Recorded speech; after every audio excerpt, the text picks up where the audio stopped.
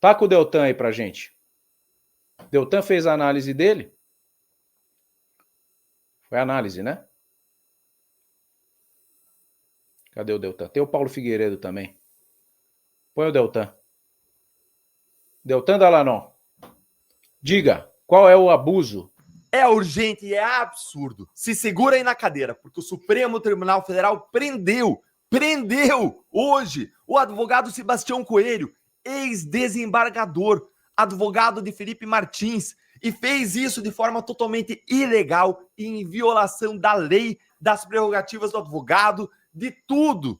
Onde que está a OAB? Gente, isso aqui é um absurdo, é um escárnio. Eu estou aqui acompanhando o julgamento do caso do golpe no Supremo e mal começou e eles já estão praticando arbitrariedades, ilegalidades. O doutor Sebastião Coelho, ele é advogado do Felipe Martins. E ele chegou lá para o julgamento e ele foi barrado, impedido de entrar no Supremo. Por quê? Porque supostamente ele não se credenciou para participar do julgamento da denúncia. Veja bem, só que isso simplesmente é ilegal e abusivo. Eu vou mostrar isso aqui para você. Fica aqui comigo que eu vou te provar isso. Agora, olha aqui o doutor Sebastião contando o que aconteceu. Dá uma olhadinha aqui no absurdo. Nós chegamos aqui 8h40 já. Chegamos cedo.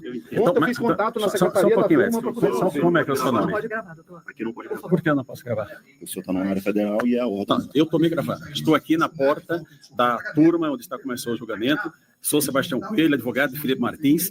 Tem lugares dentro do plenário e estou sendo impedido de entrar. É a minha imagem, amigo. Eu estou fazendo a minha imagem aqui na porta do plenário, lugares vazios, e estou sendo impedido de entrar. Doutor Beto Simonetti, advogado da OAB. Isso é uma vergonha o que está acontecendo contra a advocacia. E Vossa Excelência é responsável pela omissão que tem tido ao longo de todo esse arbítrio que está acontecendo aqui no nosso país. Então, estou denunciando para a nação que, como advogado, de um dos principais acusados, ficou 6 meses preso, Felipe Martins, estou aqui com o doutor Edson sendo impedido de entrar na sala de sessões com lugares vagos, quando tem gente de movimentos sociais, como eles dizem, sentado lá no plenário. Isso é um escândalo para a nação brasileira. Eu estou denunciando, não estou ao vivo, vou descer e vou postar agora ali embaixo. E quero ver quem vai me impedir de fazer isso aqui. Isso é uma vergonha, isso não é um tribunal, isso é um tribunal de exceção para esse nosso país. E nós temos que dar um basta nisso tudo que está acontecendo. Chega desse arbítrio, vergonha nacional. Gente, que absurdo, que escárnio. E vejam como o doutor Sebastião, até para criticar, ele é elegante, ele não usa a palavra de baixo calão. Ele sim é firme como precisa ser, é contundente, mas é correto, é honesto, é justo na crítica. E eu olho o tamanho do absurdo. O Felipe Martins, que é cliente do doutor Sebastião, ele é acusado hoje, ele está sendo julgado hoje. E os advogados de defesa não foram autorizados a entrar simplesmente. E esse papo de credenciamento é balela. Olha aqui o que diz o Estatuto Federal da OAB, que é uma lei federal. Artigo 7º. São direitos do advogado. Direitos do advogado. Ingressar livremente nas salas e sessões dos tribunais, mesmo após os cancelos que separam a parte reservada aos magistrados. Mas é direito ingressar livremente nas salas e dependências de audiências, secretarias, cartórios e por aí vai. Olha o final aqui. Mesmo fora da hora de expediente e independentemente da presença dos seus titulares. Ou seja, é direito do advogado, está na lei, a lei é clara, ingressar livremente nas salas e sessões dos tribunais STF, e não ingressar mediante credenciamento prévio. Mudaram o estatuto da OAB e não nos avisaram? Mudaram a lei e não avisaram o Brasil? Isso aqui é lei, gente, é lei. O STF deveria ser o guardião da Constituição, deveria aplicar a lei, deveria exigir o cumprimento da lei. E eles não respeitam direitos e prerrogativas mínimas do advogado e do direito de defesa. Isso é uma coisa básica, é mínima em qualquer democracia. O advogado poder acompanhar, participar do julgamento do seu cliente. Se isso revolta você, como me revolta, curte o vídeo com força para voz a nossa indignação chegar mais longe e fica aqui que não é só isso, porque o caso piora. O STF não só achou pouco barrar o doutor Sebastião, como foi lá depois e prendeu o doutor Sebastião, gente. Olha isso aqui. Advogado de Felipe Martins é detido no STF por desacato. Desacato. O STF informou há pouco que o desembargador aposentado Sebastião Coelho, que atua como advogado de Felipe Martins no caso do plano do golpe de Estado, foi detido pela Polícia Judicial do STF nesta terça em flagrante delito por desacato e ofensas ao tribunal. Eu quero ver isso aqui, viu? Eu quero ver que desacato é esse e que ofensas. Vocês viram, doutor Sebastião? Mesmo para criticar, Ele faz de modo respeitoso, contundente, mas respeitoso. Não usou uma palavra de baixo calão, não fez uma ameaça, nada. Segue aqui. O presidente do STF, ministro Luiz Roberto Barroso, determinou a lavratura de boletim de ocorrência por desacato e, em seguida, a liberação do advogado, informa a STF. O radar mostrou mais cedo que o advogado tentou entrar no plenário da primeira turma do STF para acompanhar o julgamento, mas foi barrado por não ter realizado antes do credenciamento um procedimento exigido de todos os presentes no lugar. Coelho saiu do plenário gritando ofensas ao STF e ao ministro Moraes, segundo a corte. Eu quero ver isso aí, gente. Eu quero ver para acreditar, viu? Por isso, foi detido até que a ocorrência fosse registrada pela Polícia Judicial. Eu quero ver isso, porque isso não combina com o doutor Sebastião. Ofensa não combina. Isso aqui tudo é surreal. É surreal. Isso aqui é gravíssimo. A OAB não vai fazer nada. Aonde que está você, OAB? A classe dos advogados vai aceitar isso passivamente. Não vai dizer nada, não vai fazer nada. Senhor Beto Simonetti, presidente da OAB, o senhor vai assistir e vai aceitar isso calado. Vergonha, OAB, vergonha. Agora eu quero ver a sua opinião. Me conta aí o que você achou dessa prisão absurda do doutor Sebastião. Curte o vídeo, se inscreve no canal, clica no sininho para você não perder nada por aqui e para a gente fazer a voz da nossa indignação conjunta chegar ainda mais longe. Muito bom. Deltan sempre muito conciso, resumido, né? Diferente de mim, que falo muito, que vocês falam. Muito bom, né? Seu Sebastião Coelho é uma referência, né? A gente está batalhando para trazer ele aqui no canal. Ex-desembargador, advogado aí do Felipe Martins, um dos acusados aí, prestes a se tornar réu junto com o Bolsonaro. E foi isso que aconteceu. Aí você começa a ver, né? O que está na minha chamada aqui, ó. Realidade do STF. O que está acontecendo ali? Né? Eles fazem uma escolha errada, em vez de chegar à população e falar, ó, acho que a gente passou do ponto. Por isso que vem uma anistia, ó. O projeto da anistia é para o STF olhar e falar assim, ó, acho que a gente pegou pesado, né? Mas não precisamos pedir desculpa, porque a gente é muito Deus nesse país aqui. Então a gente só vai dar uma anistia e tá tudo certo. Mas não! Aí vem a turma dos vermelhinhos e fala, não, anistia não! Que nem falou pro Bolsonaro, ele não! Né? Muitos revoltados saíram, fugidos, foram para Portugal. Pô, tá passando do ponto, tá ficando chato. Tá ficando chato. Coloca o Coppola aí. Análise do Coppola. Olha o que ele disse ontem à CNN.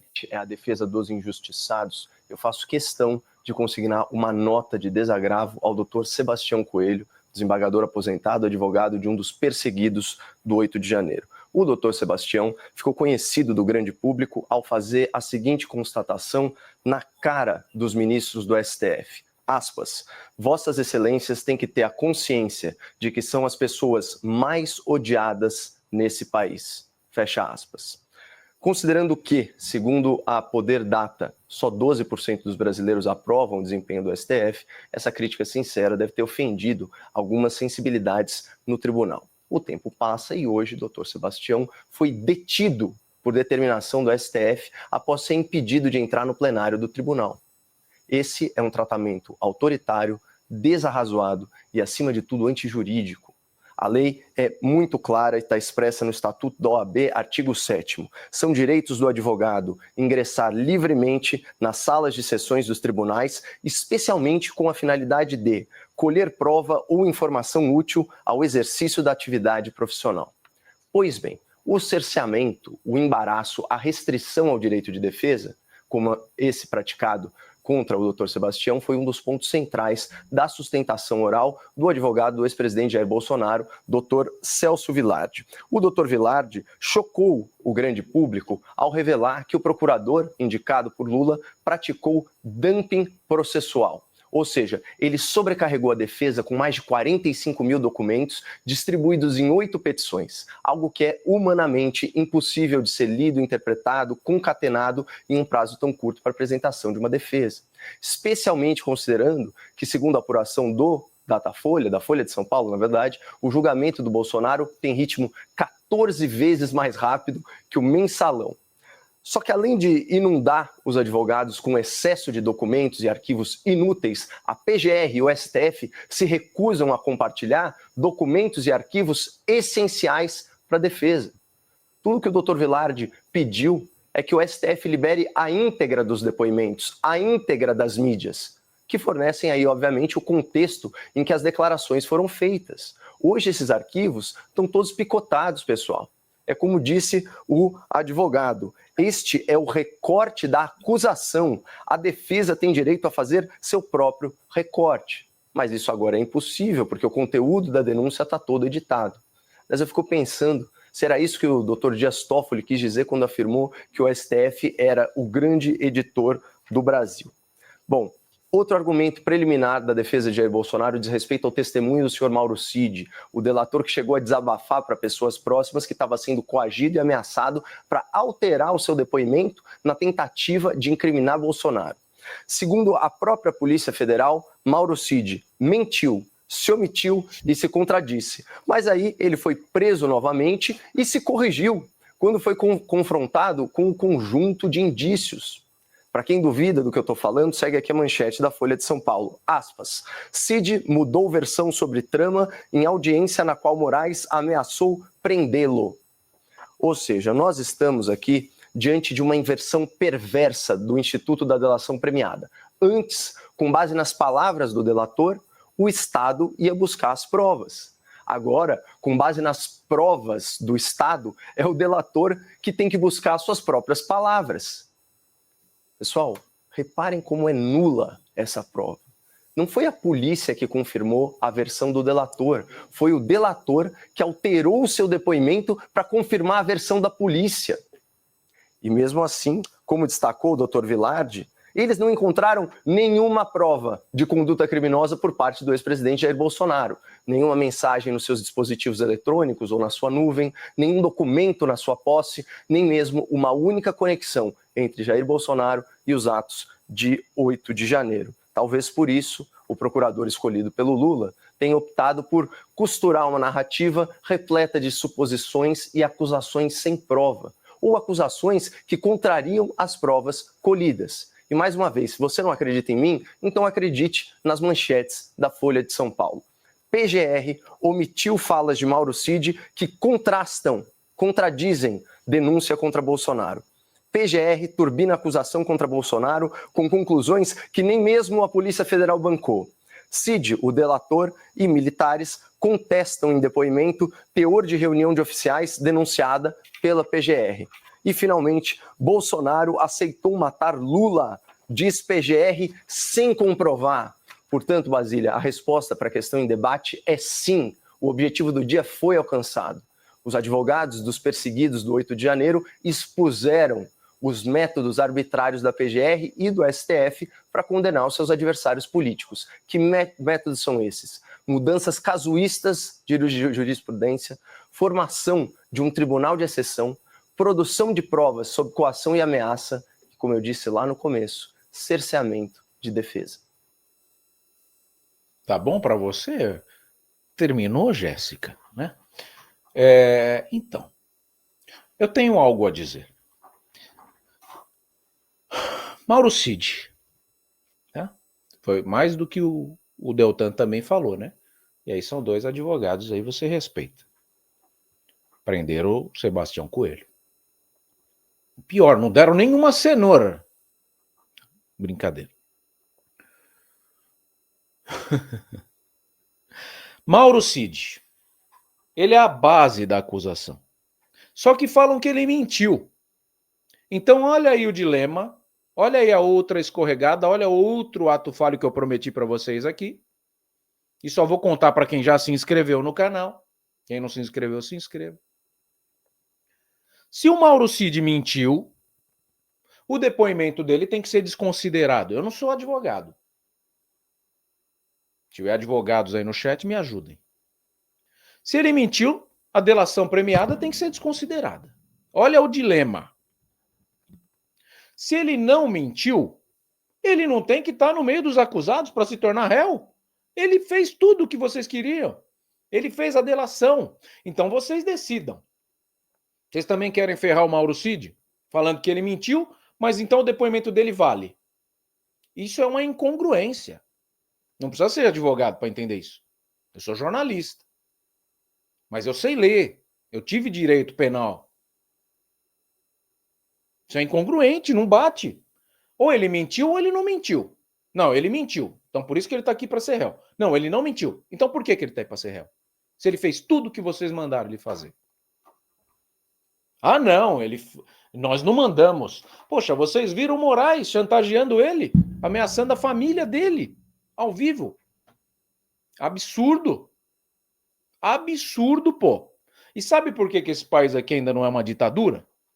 Porque existem espaços na mídia para eu poder fazer isso que eu estou fazendo, para o Coppola falar o que ele falou, para o Deltan poder falar o que ele falou, mas eles estão querendo regular a mídia. Você viu na matéria anterior aqui que eu li que o Trump e o Elon Musk estão batalhando para que isso não aconteça. Eles querem calar de algum jeito. Só que o sistema não estava preparado para as redes sociais. Eles não contavam com essa astúcia. Por isso que estão se lascando. Por isso que a esquerda, esse discurso hipócrita de ajudar o menos favorecido, né? Tem gente que é de esquerda porque eu sou esquerda porque eu sou pobre. Você fica falando mal da esquerda porque você é rico. Você é classe média. É, você é pobre. Você é pobre, você é esquerda porque você é pobre. Mas você estudou em faculdade pública ou privada? Hã? O governo proveu uma faculdade para você? A sua saúde, quando você vai lá no PS, que o governo não proveu um SUS, até que o SUS é bom, não dá para falar tão mal, mas quando você vai no seu PS lá, na UPA, o seu atendimento é melhor do que o cara que paga convênio nesse país aqui? Não? Então por que você acha que a iniciativa privada é ruim? O hospital público é melhor que o particular, que tem um dono fazendo a gestão? Óbvio que não. O sonho do pobre é ter um convênio. Aqui é o país onde o cara que tem carro paga IPVA todo ano, paga seguro e tem que pagar estacionamento para o carro não ser roubado. Isso é ridículo. Eu me nego a pagar estacionamento aqui nesse país. Eu largo na rua, ponho na zona azul e se roubar eu tenho seguro. Agora eu fazer o papel do burro brasileiro, não. Ou eu vendo meu carro e ando a pé. Agora eu tenho meu carro, eu pago meu IPVA todo ano, porque eu sou o burro brasileiro. Aí eu tenho que fazer o seguro porque eu sou o burro brasileiro também. Que eu sei onde eu tô no Brasil. Tem bandido. Agora eu vou parar no estacionamento, pagar 30 pau a hora do meu para parar dentro do estacionamento. O cacete. Me nego a ser o burro brasileiro completo. Eu sou um burro brasileiro incompleto, porque o sistema faz isso. Agora o que eles querem fazer é tornar a gente burros brasileiros completos. E aí cabe a você escolher, né? O Coppola, mesmo se você assistir muito ele, você que é da extrema esquerda, você começa a falar, acho que eu sou burro brasileiro. Acho que sou. Opa! Ou será que não sou?